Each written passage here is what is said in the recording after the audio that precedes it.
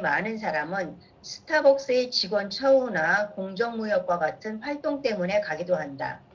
또 누군가는 뉴욕의 라이프 스타일에 대한 동경으로 자기 이미지를 구축하려고 스타벅스를 찾는다. 저마다의 생각, 저마다의 명분, 저마다의 구매 행태들이 있는 것이다. 소비자의 생각과 니즈는 천차만별이다. 그들은 각자의 세계 속에 살고 있으며 세계관과 가치관의 차이에 따라 동일한 브랜드를 서로 다른 의미로 해석한다. 스타벅스와 같은 브랜드 하나만 보더라도 다양한 의미로 해석하고 있음을 알 수 있다. 기존의 브랜드를 진화시켜야 한다면 먼저 자기 브랜드를 얼마나 다양한 시선으로 바라보고 있는지 파악해야 한다.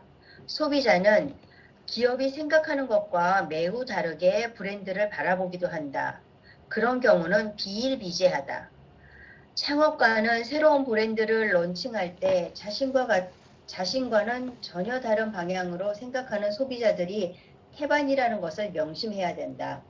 창업가, 브랜드 관리자, 마케터, 전략기획자 등 브랜드와 관련된 기획을 하는 사람들은 소비자의 니드를 알아내기 위해 관찰, 인터뷰, 표적 집단 토론, 정량조사, 심지어 지맥 같은 방식의 다양한 조사를 실시한다. 어떻게 조사를 하든 그들은 먼저 목표 소비자가 어떤 사람들인지 파악하려 한다. 스타벅스를 가는 이유가 오른쪽과 같이 범주화된 걸 결코 우연이 아니다. 이 네 가지 가치는 사람이 살아가면서 추구하는 인생의 가치관과 관련이 있기 때문이다. 그래서 스타벅스는 하나의 가치만을 가지고 있지 않고요. 같은 스타벅스를 가더라도 사람들이 본인이 생각하는 가치나 소비 유형에 따라서 달라져요.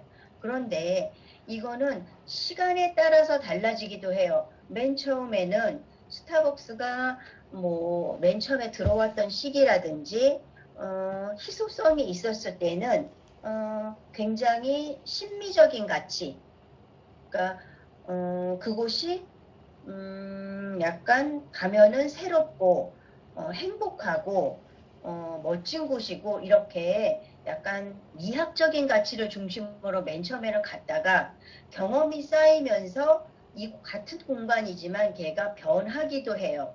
그래서 여러분들이 브랜드를 공부를 할 때 소비자의 유형이 하나로 생각한다든지 가치를 한 가지 가치로만 이렇게 몰아서 생각하는 것은 너무 일반화된 가치라고 보여져요. 그러니까 다양성을 열어놓고서 보시는 거가 좋은데 우리가 지금 10명 정도 되는 사람들은 굉장히 같은 유형일 가능성이 있어요.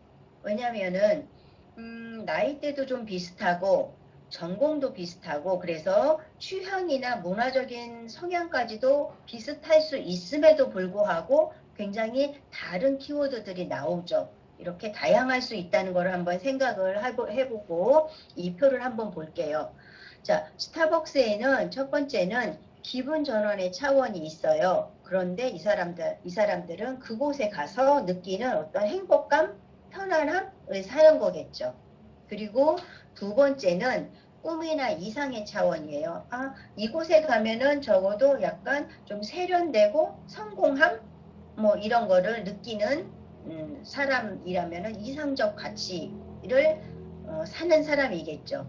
세 번째는 어떤 신념이나 전문가의 차원이에요. 이곳에서는 적어도 평준화된 어느 정도 이상의 커피 맛이 유지된다. 나는 이 커피 맛이 좋다. 이곳이 커피에 있어서는 그래도 전문가이다 라고 하는 가치를 사는 거겠죠. 네 번째는 커피 맛이 나랑 딱 맞지는 않지만 중간 이상이고 편리함 때문에 가까운, 사용하기 쉬운 이런 사람들은 실용성의 차원을 훨씬 더 좋아하는 사람들이에요. 자, 아시겠죠? 그래서 여러분들이